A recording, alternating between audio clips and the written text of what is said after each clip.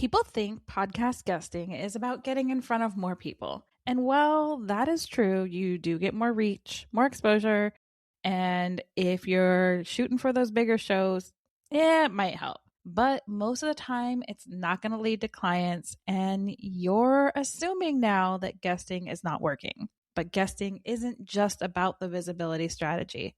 It's a trust strategy. If you've ever wondered why you can show up on podcasts, share great information, and still not see real business growth, this is going to be for you because clients are not created through just exposure. You know what they're created through? Connection. You knew I was going to say that by now. And guesting works when you treat these conversations like relationships instead of just marketing opportunities. And don't forget to stick around to the end for your 15-minute action step for the week to move your business and your podcast forward.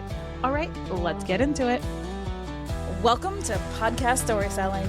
I'm Jen Dragonette. Here, we use your story to lead with connection before strategy. So your podcast doesn't just grow, it converts. And your business actually pays you without hustling harder. And the best part, we get to do it with ease because we focus on the right effort.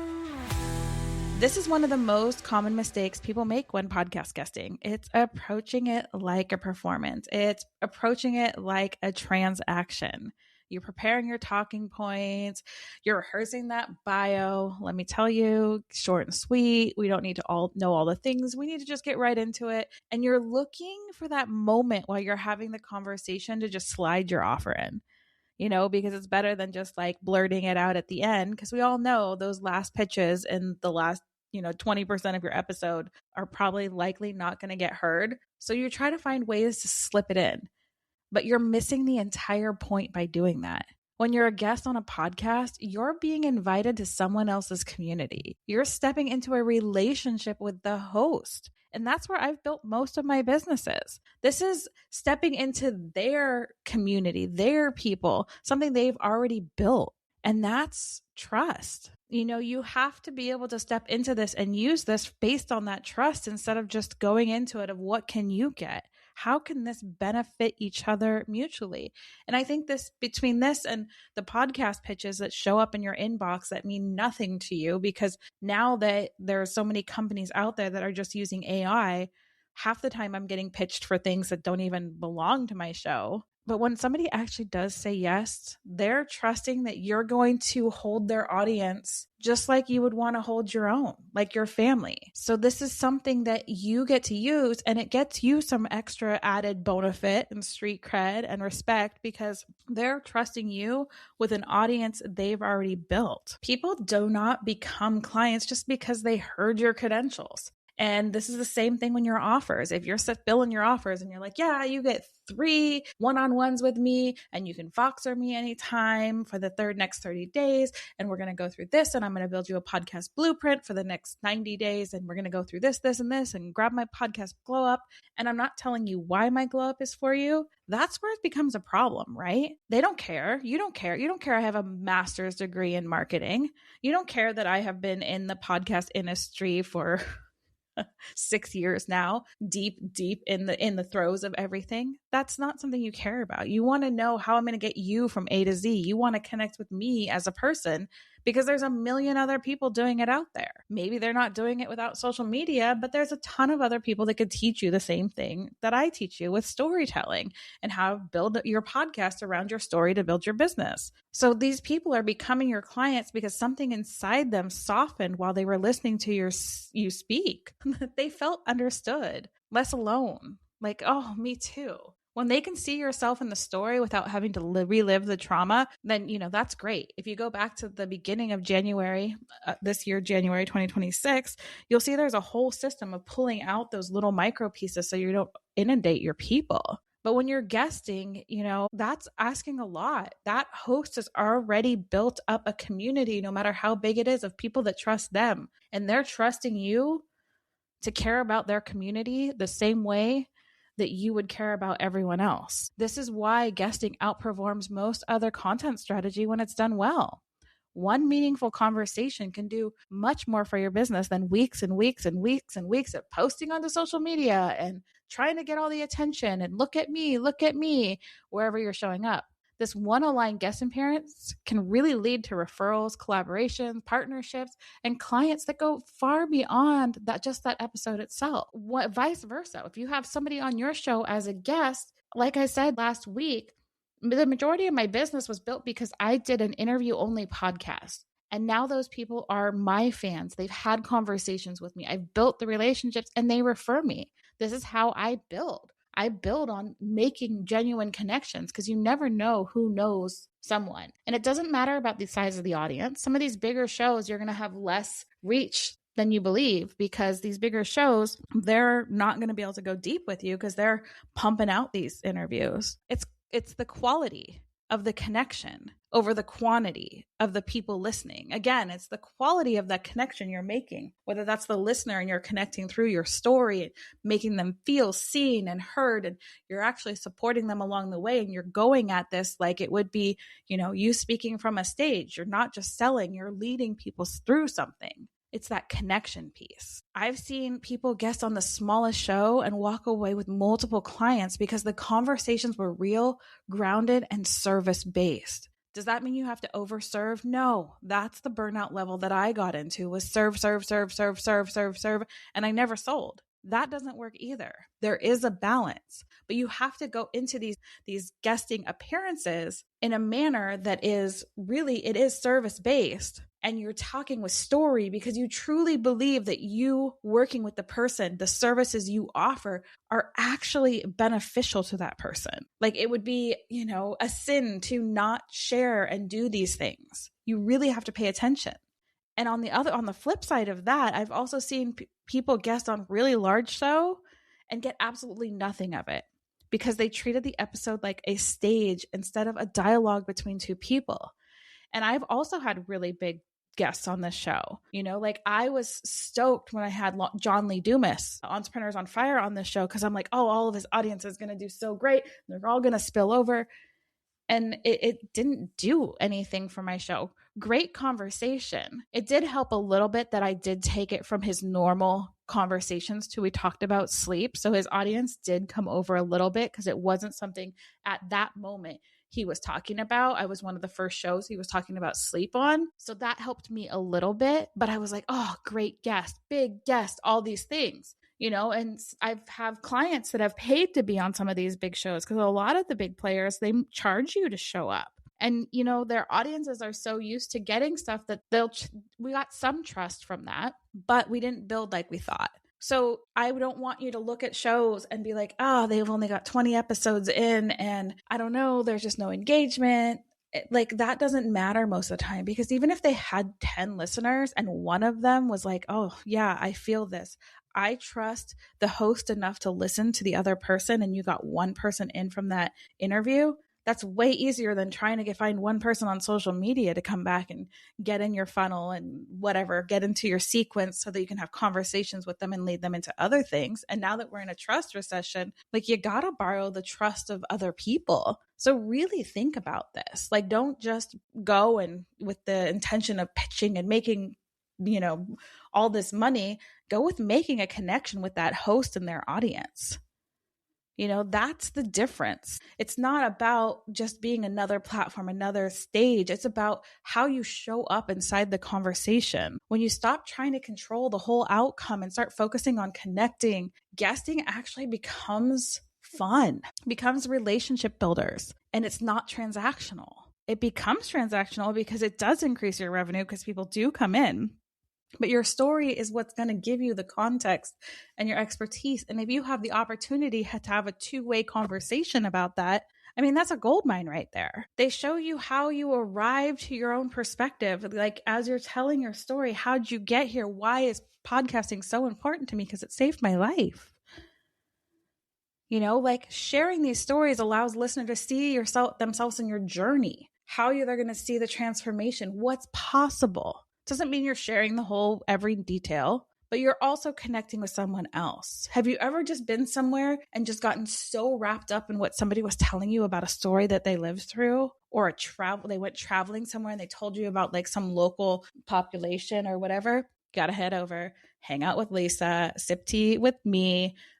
She talks about all this generational wisdom and all the things that we get when we actually slow down and have these conversations. And that's what it is. We are definitely, what I'm seeing online is they're calling it the trust recession. And that's true because AI can take over and do all these things. People want to connect with real people. People want to connect and touch and feel and be in your space. And that's part of this guesting journey. Is you really got to share your story, but actually don't just preach at the host if you show up on someone else's show.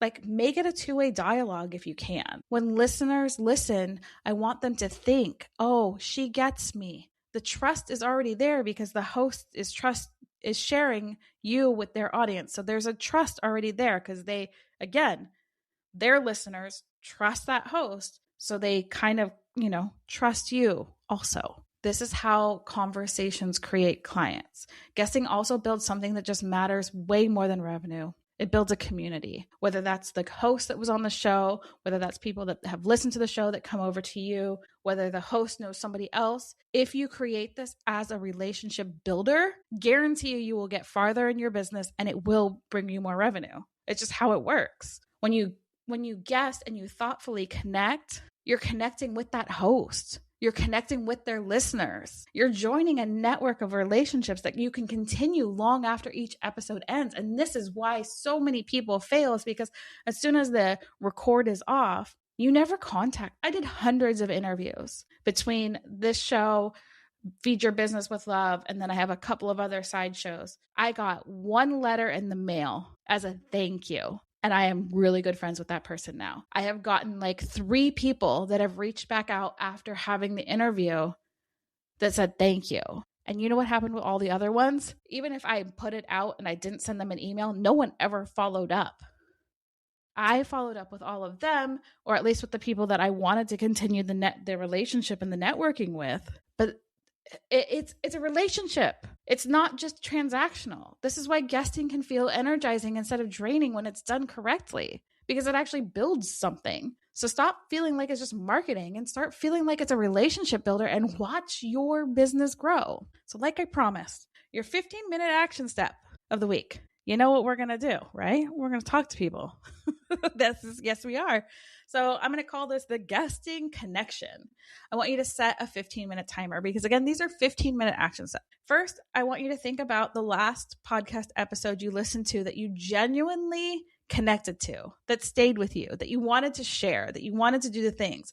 Not the most polished one or the impressive one, but the one that felt most human and honest. I want you to write down why that conversation hit you, why that worked for you, what stories were shared, what moments felt grounded, what made you trust that person, that guest, that host. Next, I want you to write one sentence that captures the lived experience you would bring into a guest conversation. Again, you can go back to the beginning of this month in January and we go through all these things with your stories. This is not a pitch. This is not a bio. This is not a corporate crap.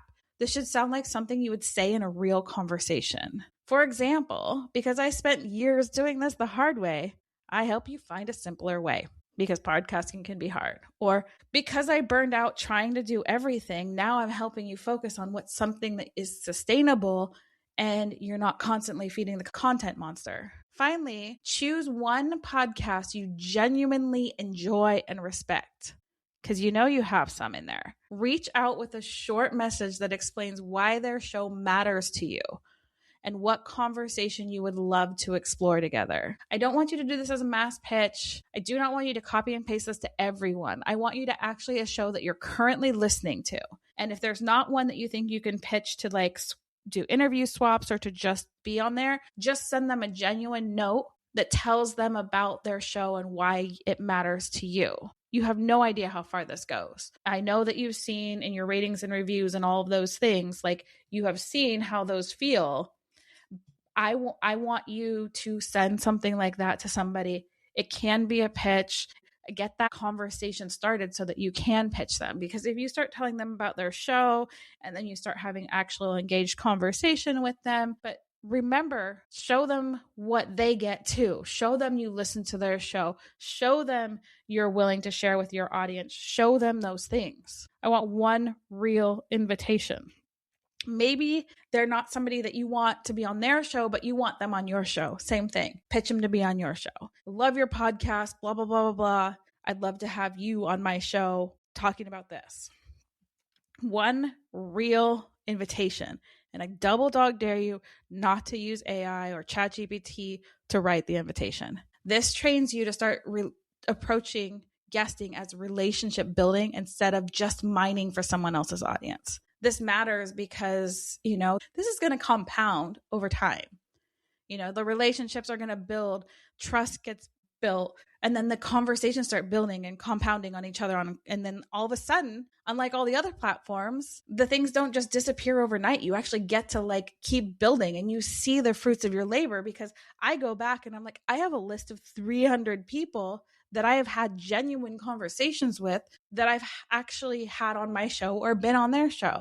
And now I'm getting referrals from them for my production business, for my coaching business, for all these different things. And you know what happened? I also do the same thing. You have a mindset thing, I send you here. You have a, business strategy and you're this type of entrepreneur, I send you there. It's amazing.